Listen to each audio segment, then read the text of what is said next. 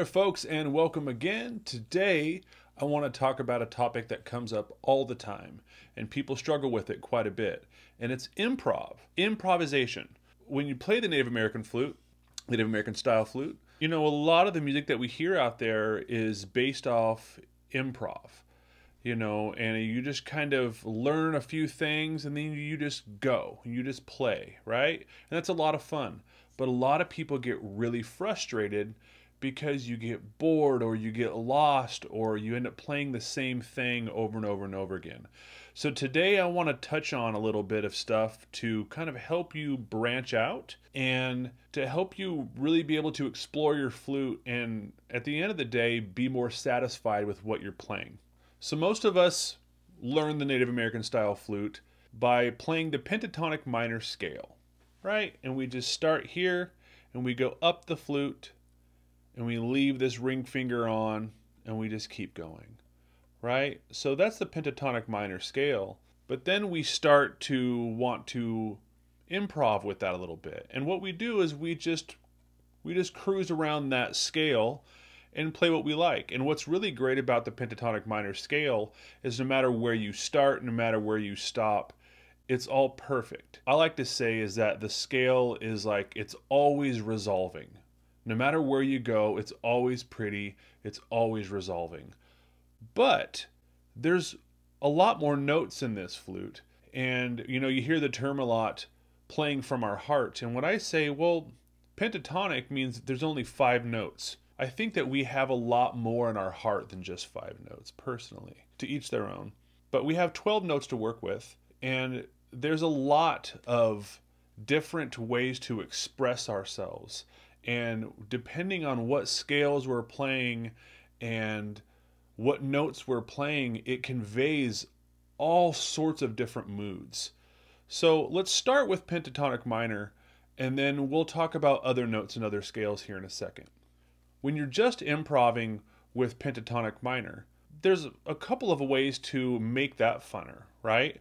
What I like to kind of base it off of is rhythm and the length of notes and embellishments, and also just different combinations, you know? So you can just go up and down the scale. You could just try all sorts of random notes, which is all great. But then practice making your notes longer or shorter, using embellishments in different places, you know, and by embellishments I mean, you know, different vibratos, or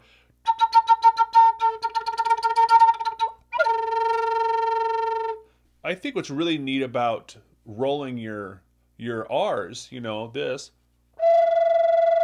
a trill, is try going in and out of a note.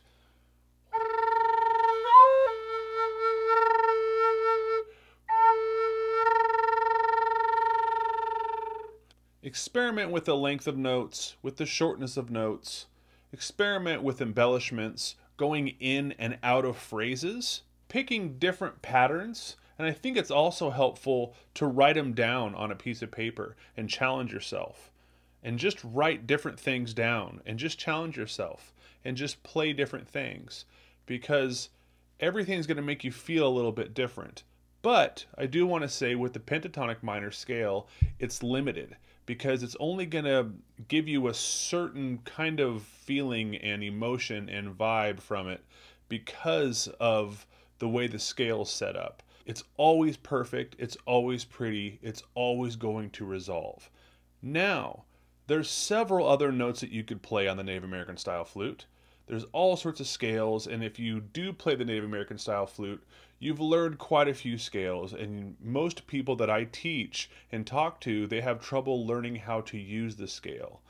And then they also just live on that scale, right? And then they learn how to improv on just that scale, which is great, and you should do that, and you should practice that. So practice improvising on every scale and staying to that scale. But I think the biggest part of that is getting your muscle memory down so you know how to switch from all the different positions on the flute. So you can go from any note to any note, just like it's part of your DNA. And what I've actually really discovered lately, a lot of you folks know that I'm a music theory nerd, and I really like to explore the flute in a much different way than a lot of people. I have found that after my practice and studying all these scales and knowing how to use them and learning my muscle memory and my ear training, I now know where I want to go to convey certain things. I have started to incorporate every scale and every note in all of my improv. So I'm not thinking, okay, I'm playing the pentatonic minor scale, I'm playing the major scale, I'm playing the Dorian scale or the Lydian scale. I don't really think like that anymore, although I know that's what I'm doing sometimes. I have really started to play, and as I'm improving and as I'm feeling and as I'm trying to express, I know where I could go to convey the next emotion or the next feeling. There's all sorts of different notes, right? There's all sorts of different notes, and sometimes if you just play pentatonic minor, you play one of those notes and they sound wrong. Well, a lot of people have said what I'm about to say. There's no such thing as a wrong note, but what makes it sound off is the note you play after it and the note you play before it. Sometimes when you play that wrong note or off note, it's really about just going through it fast or intentionally going there because you know what note you're going to play next. Really explore that stuff. And the more you do, the more your ear is going to change. And a lot of us that play the Native American style flute, we're so used to hearing pentatonic minor that anything outside of that sounds foreign and it sounds odd and wrong. But it's not. It's going to sound not that great at first when you first start, but continue to play that stuff. It's going to sound better. You're going to get an ear for it. You're going to know where you want to go. So let me give you like a little example. We'll start just playing pentatonic minor.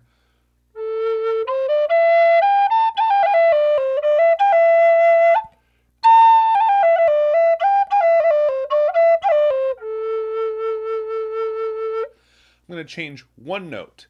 I'm going to play this note instead of this note.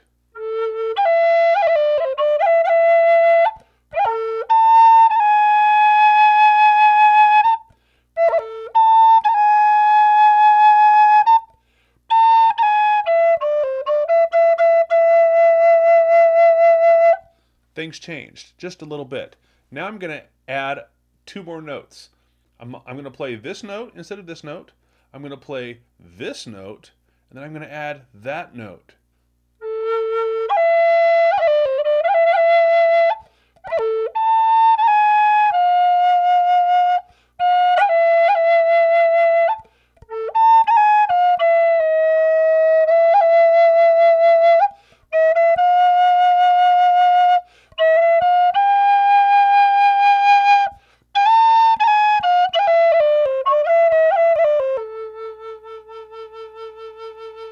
You could start to hear things open up. You could start to hear different moods. All of a sudden you go somewhere else, right?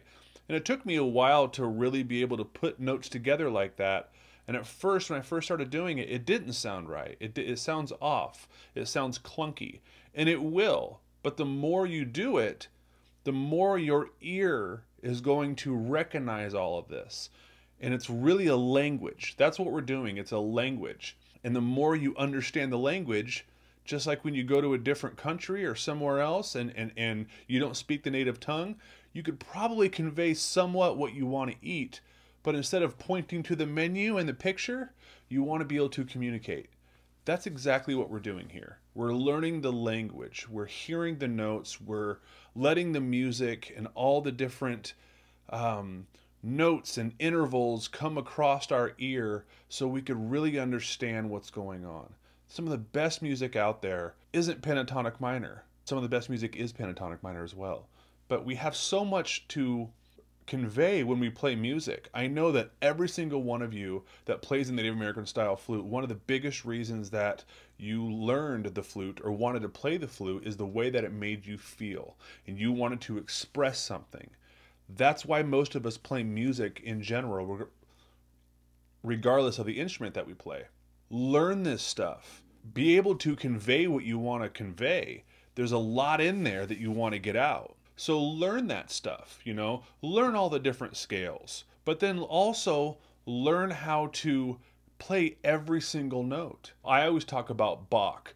Bach is so amazing. He breaks every single rule and we have no idea because it's beautiful. He does exactly what I'm saying right now. He just breaks every single rule and it's beautiful.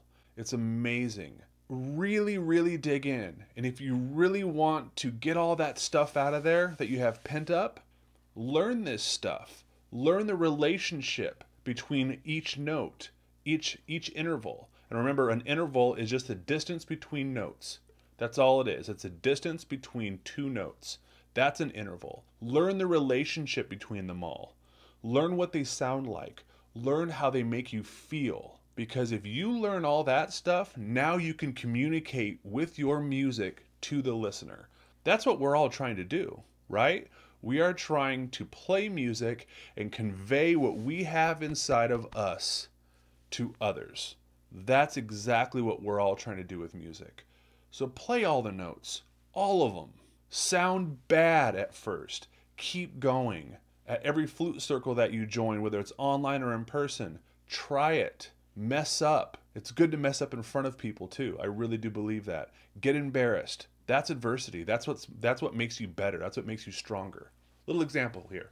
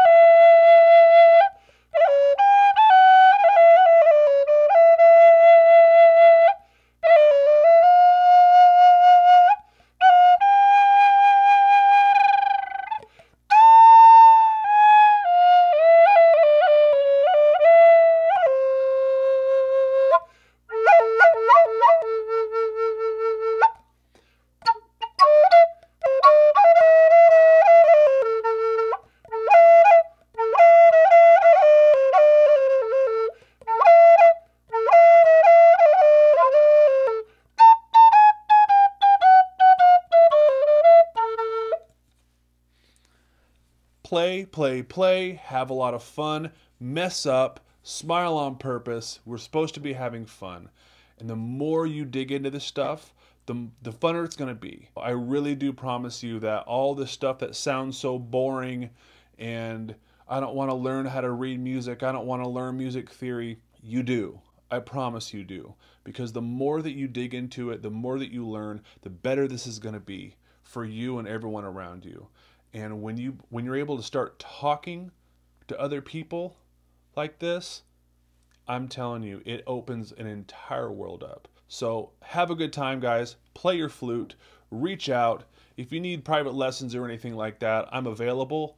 I'm always working on new workshops and things like that. So more videos to come. I love you guys. Thank you, thank you, thank you. Please like, share, and subscribe. Hit the notification bell. Do all the stuff that you know you're supposed to do when you're out here watching videos. Thank you so much. Have a great day.